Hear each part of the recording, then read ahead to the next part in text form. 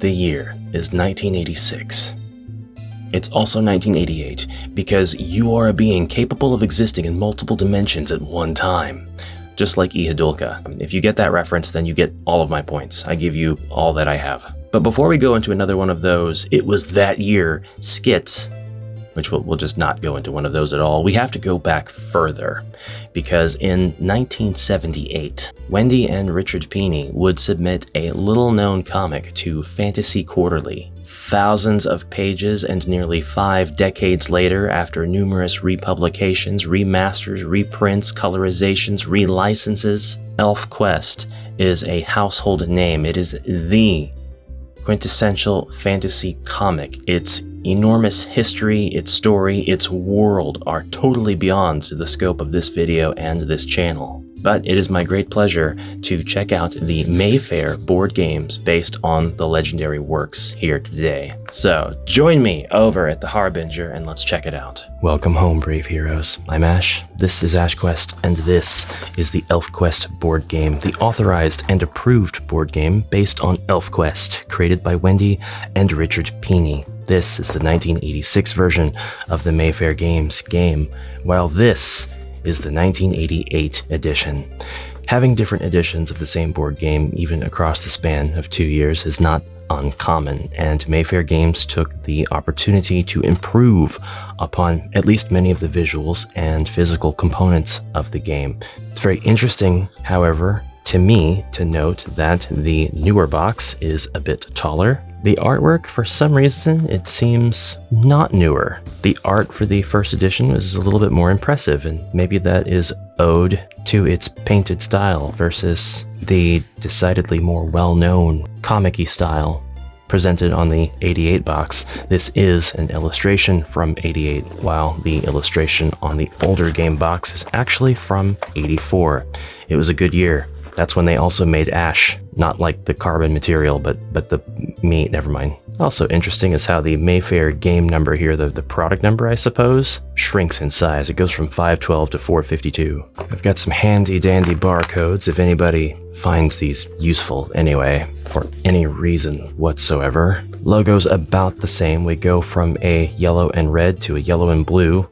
We go from a blue box to a red box. You can already tell that some of the graphics are going to be different, but you can see that some of the components are also going to be the exact same. The ElfQuest board game will generally include rules for introductory and basic games, the game board surface sheet, 49 square tiles, 4 color pawns, 2 6-sided dice, 5 clue counters, a troll strength chart, a deck of 56 cards, 52 elf strength counters, and 12 counters for the troll player. Go in search of Elf Home in this exciting game based on Wendy and Richard Pini's classic series. Build the board as you lead your elf tribe towards safe passage, but you must work quickly before the troll completes the metal dome, trademark, sealing off the haven forever.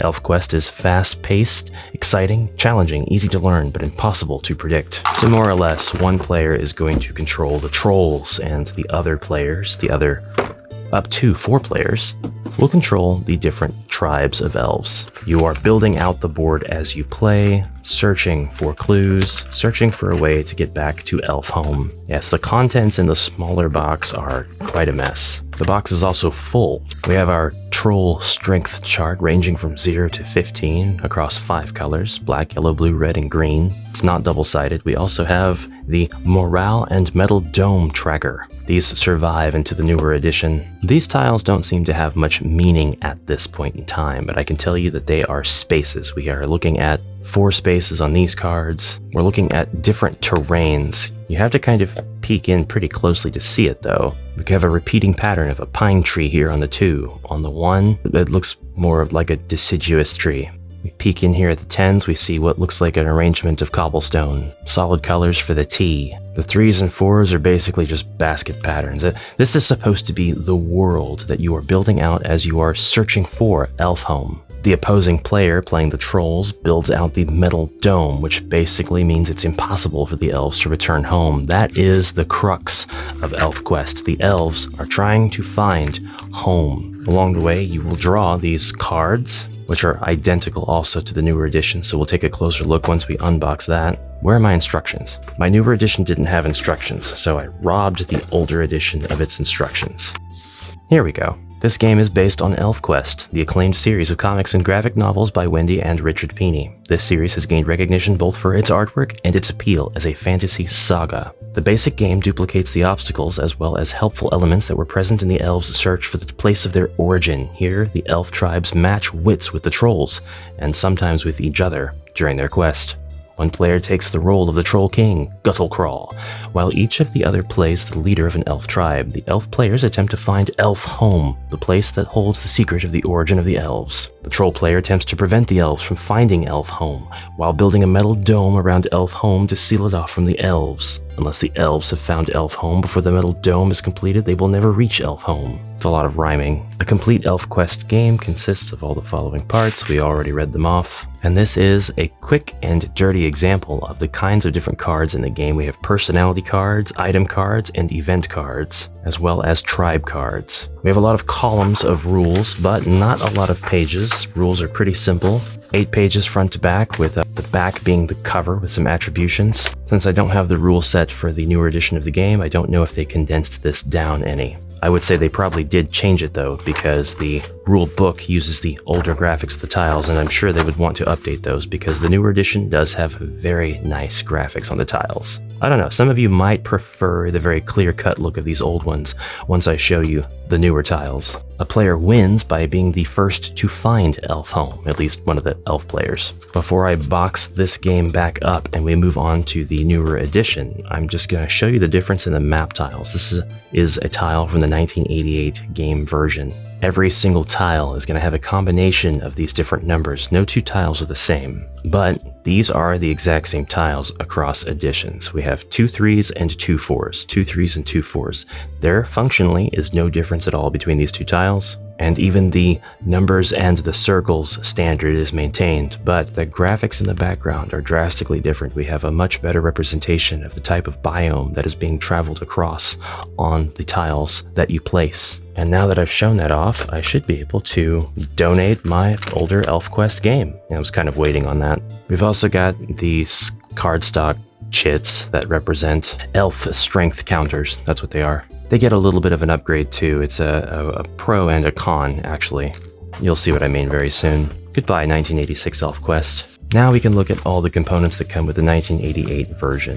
Whoops, looks like this was something else that goes in the 86 box. This is the sheet on which all of your tiles are laid. Obviously, this is the 88 version because it's using the graphics for the 88 game. It has a couple of the images baked in to give you a good frame of reference and correct orientation. We've got the blue mountains, the frozen mountains, the throne room in the middle of the troll forest, Troll Wood, Sorrow's End, and the Holt. Our older placement sheet did not have these location names on it. No markers of any kind. I'm pretty sure these tiles come with the version of the game anyway, so you take those out, I think, and just lay them down in their respective places. And this will now be our gorgeous backdrop for the rest of this video. We have our Mayfair Games response card. Mayfair is an unsung hero in the board game space in this era. We have, of course, our games workshops.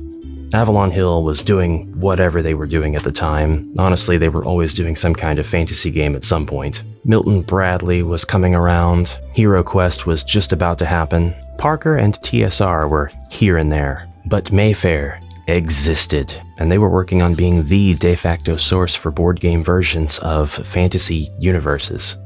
Over on my shelf, I've got the Piers Anthony Xanth board game as well. And it's pretty definitive of the Xanth universe, at least at the time. We'll be looking at that in another video though. I told you the assets were the same, at least some of them. Okay, the ElfQuest cards that come with the newer edition of the game have rounded edges and they are made of a slightly better quality. We have our troll tokens, we have our player pawns, we have our regular D6, we have our elf strength counters. And I told you it was a pro and a con, because while the pro here is that they are now plastic, nice blue plastic. Goes right along with the ElfQuest theme. This is a good color for ElfQuest. They are also these stickers, man. These stickers, they are sliding off left and right in my copy.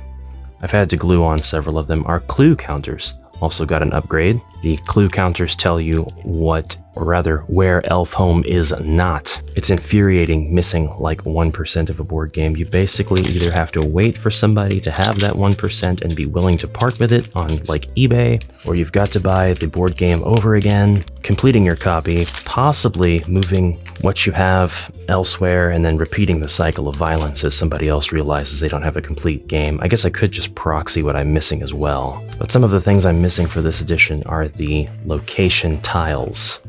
And there's no proxying those. I've thought about making my own, scanning the tiles, taking the graphics that I need into paint.net, because it's really just like specific configurations of numbers that I need. So if I have like a 2233 and that I'm missing, I can go scan a 33. Well, hey, look at that. Look at that. Let's pretend it's a 3221 that I'm missing. So I could scan both of these tiles, and then I could just take this triangle, cut it out, paste it over here, print that image out, and then I just gotta print it on some nice cardstock. Not cardstock, cardboard, grayboard, whiteboard, graphite, MDF. That's the other part of my challenge. I don't think I want to do that is the problem. I think I just want to purchase the game again and let the next buyer and or receiver know what they will be missing. This Blue Mountains confirms that we do have the tile. It will go up in the corner. And then as you're laying tiles out, you are creating this world that will never be the same thing twice. I believe these are placed one at a time as you're playing. I don't know that they're done all at once. And I don't know that because I haven't played this game yet. Yes, you will place these tiles face down on the board. The tribes that are represented in this game are the Wolf Riders, the Sunfolk, the Gliders, and the Go-Backs. And they start at different corners of the board. Each player then places his pawn on his corresponding tribe's starting space. The person who goes first, and after they go first, the other players then take their turns, with play continuing to some direction or other. See this? I'm missing 3 tiles. Hold on, no, the Holt goes there. I'm missing 4 tiles. Infuriating. All 5 of the clue counters will be face down on the side of the surface sheet. The first thing you do is move. That's step 1. Step 2, you'll turn up tiles. When you move onto a tile, you'll turn that tile over, face up, and you'll place a clue counter on the clue space if the tile has one. Some of the tiles have clue spaces, right here. So that's not a space you move onto, that's where you place a clue counter. Then you'll roll dice for combat, if applicable. The winner will move the losing player's pawn 2 spaces in the direction of the winner's choice. So basically just pushing you back, moving you away from your intended goal to find elf home. Step 4. Clues. Look at the clue if you're landing on a clue space. You don't look at the clue that you place on the clue space, that's still face down. But if there's no combat to resolve, then you may look at the clue. That's it. Each tile is divided into 4 triangular spaces. The tiles containing the elf tribe starting spaces, the throne room space, and the clue spaces have an additional square space in the center. The number of spaces that a pawn can be moved during a turn depends on the number value on the space that the pawn lands on. Any space without a number, the T spaces and all square spaces, are considered to have a value of 1. Oh, so the square spaces do have a... Okay, so they are spaces you can move onto. The pawns are moved from space to space. Movement can only occur between spaces that touch sides and not between spaces that only touch corners. So you can go from here to here by going bop, bop, bop, bop, bop, bop, bop, bop, bop. Each pawn has 14 movement points. As the player moves his pawn from space to space, add the numbers on each space. When the total reaches 14, the player may move the pawn no further. If moving onto a space would cause the total to exceed 14, the player may not move the pawn onto that space. So if I'm moving my pawn 14 movement space points worth, pretend all these are face down, that I'm flipping them up as I'm traveling, and I start in the Blue Mountains up here, then I would go 1, 2, 3, 4, 5, 6, 7, 8, just adding each space's total as I move, 9, 10, 11, 12, and now I can't move here because that's a 3, and that would add 3 to my 12, that would exceed my 14 movement total, but I can move onto this 1. Or I could just stop here, I suppose. I could also plan to move westward, so I could go 1, 2, 3, 4, 5, 6, 7, 8, 9, 10, 11, 12, and then I'm stuck here on the 4 space. So actually 14 movement spaces is pretty generous, that's alright. When you move onto a clue space and you wish to look at the clue, then you must stop moving no matter what your total movement is at that point. You can't move and then look at a clue and then move. When you move onto a T space, so it counts as a 1, but if you move onto it, you have to stop. So far, the layout of this is reminding me a lot of Judgment of the Realm Lords. It's a game that came out, I think, year before last. Little mint tin game, quest taking, with a modular layout, except all the cards, I believe, are revealed at the beginning. But like this, no two games would ever be the same because all of the movement or area cards rather have different values on them, different pairs of values rather than 4 different sides. When you move onto a tile that has at least one T, that's a troll tunnel space on it. So these are troll tunnels. I suppose that makes sense. That's strangely worded. Maybe I'm misunderstanding something. When you move onto a tile that has at least one T, troll tunnel, space on it, when you move onto a T space, when you move onto a tile that has a T on it. So if you move onto this tile and you're, say, here, let's say you're here and you're moving upwards this way. You move onto this tile, it's got a T space on it. Now you have to stop? Okay, I see. That's just when you move onto a tile that has at least one T. When you land on a space lettered from A to E and want to see if the space is an elf home. Those are spaces, not tiles. So right here, we have these 10, so it's going to cost 10 movement space to get onto this space here. 10 movement points. And this is a space with a C on it, so you want to know if that's elf home. It's the objective of the game. You have to find elf home. And those clue tokens that you flip over will let you know what is not elf home. So far I kind of see a Cluedo aspect to this, but then once you have failed to find elf home, how do you know? How do you know if it's not elf home? I guess that's why we have a rule book in our hands. Each clue helps the players eliminate one possible elf home location. 5 tiles have spaces with letters on them, A, B, C, D, or E. These spaces are the possible locations of elf home. Players discover the exact location by finding clues on the clue tiles. When a tile with a clue space is turned up, the moving player places one of the clue counters face down on that clue space. If that player has enough movement left to get to the clue space, he may move to that space and look at the clue counter on that turn. There are 5 tiles that have clue spaces. Only 4 clue counters are placed on the board. After the 4th clue counter is placed, the 5th clue counter is left to the side of the board face down until the game is over. The 4 clue counters placed at the game board indicate which spaces are not elf home. The 5th clue counter, which is to the left side of the board, indicates which space is elf home. The 5th clue space is treated as a 1 space since no clue counter is placed on it. Therefore, when a player lands on this space, he cannot look at a clue counter. There it is. There's what we do. Once a player thinks that he has located elf home, he must move to that space. When he arrives at the elf home space, he must state that he thinks that elf home is there. The player then looks at the clue counter on the side of the game board. If he guessed correctly, he wins the game. If he guessed incorrectly, he returns the clue marker face down to the side of the game board and is eliminated from play. Play continues normally for other players. I was unaware of this, and I'm sure if anybody has played this game, they will have already notated it in the comments below, but there are oh my goodness, I was reading the introductory game, but the rules are a little bit more in-depth as far as tile placement goes at the beginning of the game. Oh well, this is not an exhaustive how to play video anyway, but it does appear as though when you are playing the full version of this game, you will actually draw tiles to fill your own hand to 5 tiles, and then each player is placing 2 tiles anywhere on the surface sheet. Each player is going to take 12 strength counters. The troll player will consult his tribe card to see what the total strength of the troll tribe is. This number will vary depending on the number of players. Oh, and that is where these cards are going to come into play. We have numerous event cards, we have personality cards, and we have item cards, and we have tribe cards. There are 5 tribe cards, 4 elf, 1 troll. We have the Wolf Riders. The movement rate here is 14. They start at the Holt. Their leader is Cutter. Their color is green. Cutter allows his tribe and any alliance of his to add 1 to all evasion die rolls. The Wolf Rider player starts the game with the New Moon item card. Now there are 4 item cards. 5. How many personality cards do we have? We have 8 personality cards. Strangely enough, we have 2 personality cards for the Gliders, only 1 for the Go-Backs, 1 for the Wolf Riders, and 1 for the Sunfolk, and 3 for none, no tribe. Interesting. Asymmetrical? It's already asymmetrical. You have 1 player versus up to 4. The Sunfolk. Movement rate of 14, and I'm going to stop reading that because it's the same for all of them. The leader is Lita. They start at Sorrow's End. Lita can heal 1 strength point for her own tribe or her tribe's alliance at any time during the Sunfolk turn, up to a maximum total of 12. For the Gliders, the Glider player holds a hand of 6 tiles and may play 3 tiles per turn.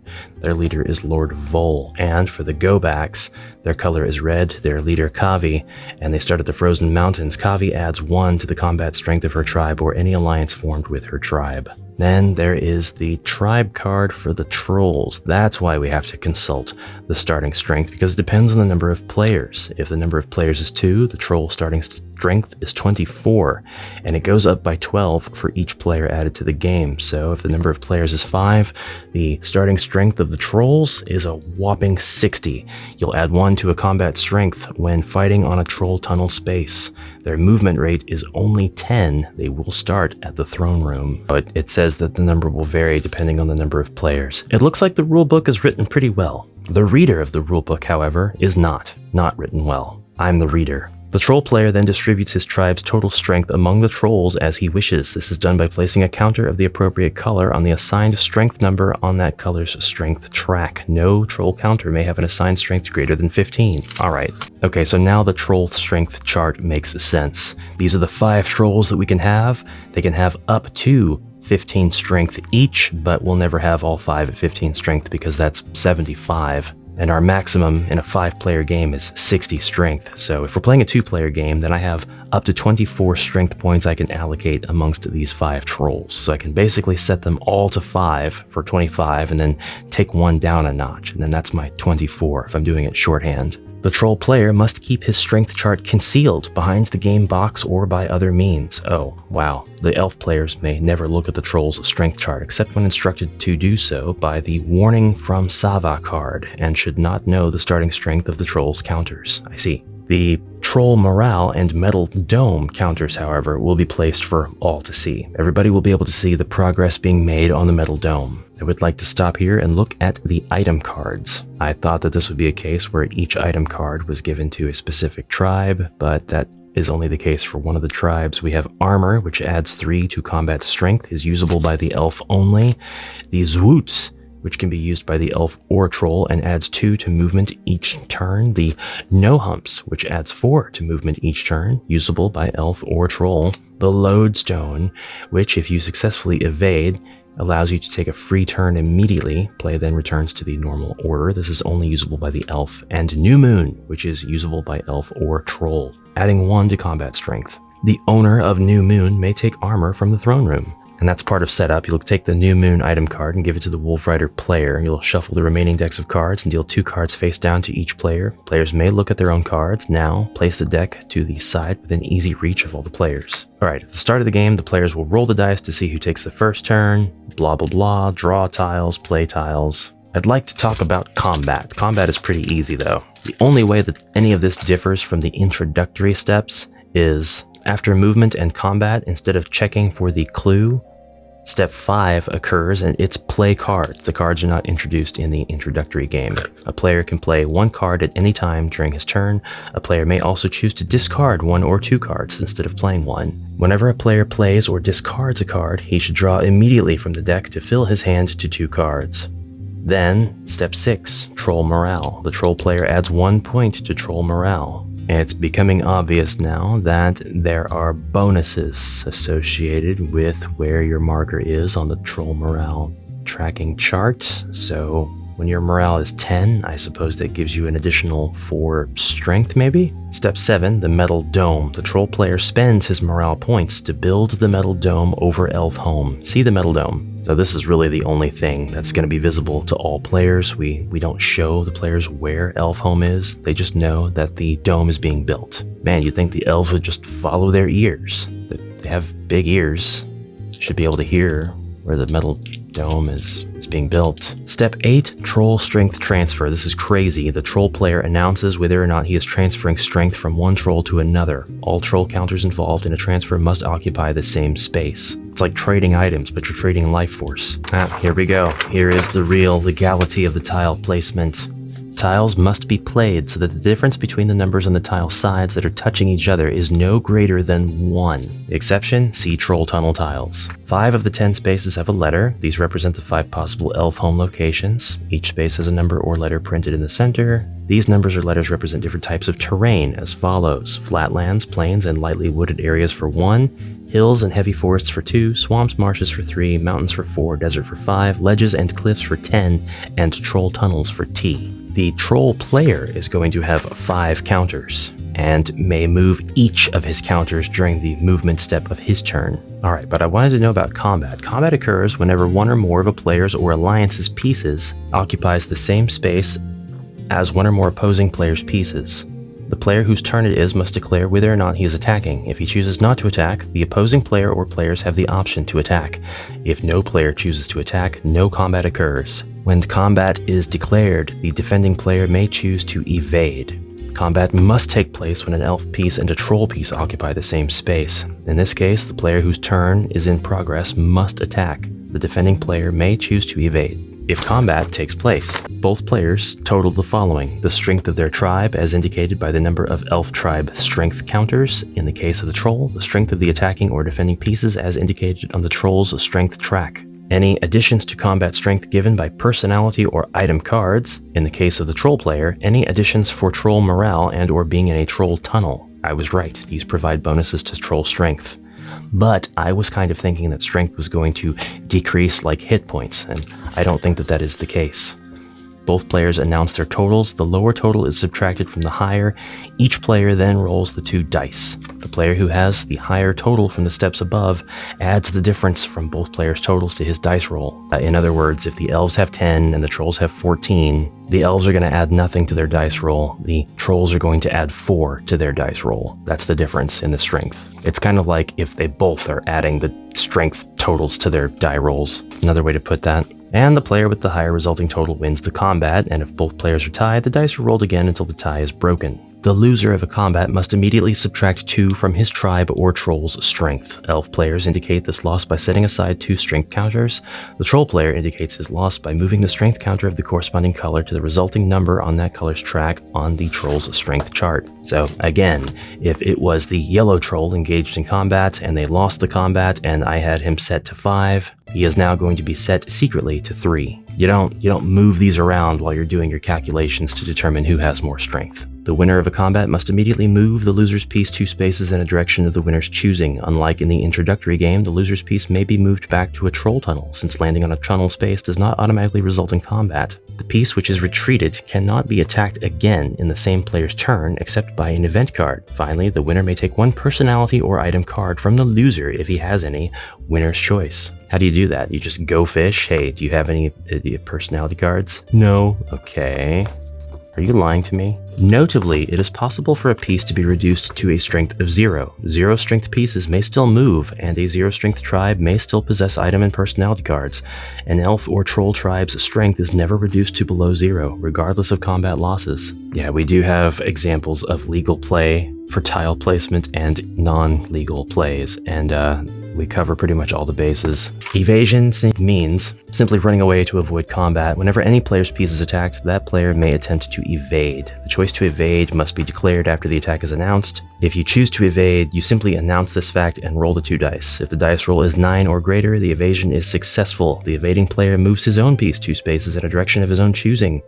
But if the die roll is less than 9, the evasion is not successful, and the evading player automatically loses the combat, suffering the full consequences of the loss. We're going to look at the personality cards real quick. We've got Winnow Will from the Gliders, and we are just covered in Wendy Peeney's beautiful art for this series. The art is just perfection. When a piece or alliance with Winnow Will is attacked, the holder of this card rolls the dice. If the roll is 9 or more, the rolling player may retreat the attacking player 2 spaces.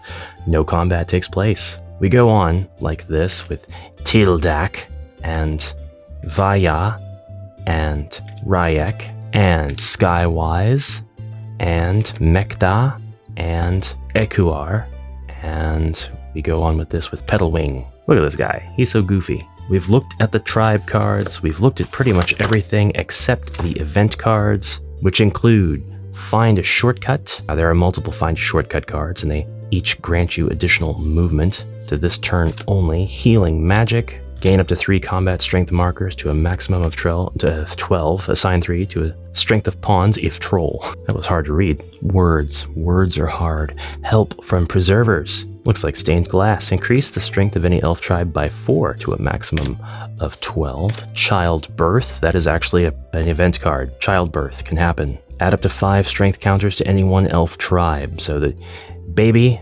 occurs, and now the strength of your tribe is 5 counters greater. That's insane. That's a very strong baby. You're getting to work immediately. The babies, they yearn for combat. Spoot! Zap the trolls. Spoot, spoot, spoot. Zap the trolls with some spoot. Okay. A troll piece of your choice loses 5 combat strength points. Well, if I was spooted, I would also lose 5 combat strength points. Plentiful stores add 5 to movement.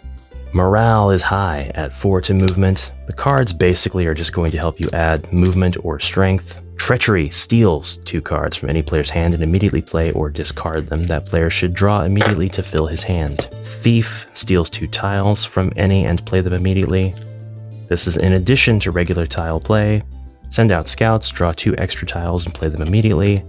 Mad Coil attacks with a strength of 25. Attack any piece of your choice. The defender may attempt to evade. That's nuts. Pick Nose revolts with a strength of 25. You may attack 1 troll of your choice. The defending troll may attempt to evade. We have more healing magic and morale cards. Humans attack with a strength of 20. That's just tragic. That's what started this whole mess. Resources low. Humans help. Humans to the rescue. Warning from Sava. Surprise, Guttlecraw! Or rather, surprise Guttlecraw!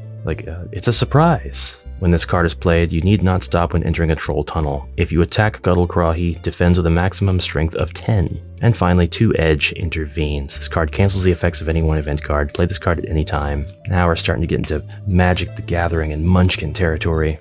That, more or less, is ElfQuest. I actually can't wait to play this now that I have studied the rules a bit better. And I'm glad I took the time to study the rules because I've been sitting on this one a long while. I really wish, and maybe there is one, and I just don't know about it because it's flown under the radar, but I'm pretty sure there's not.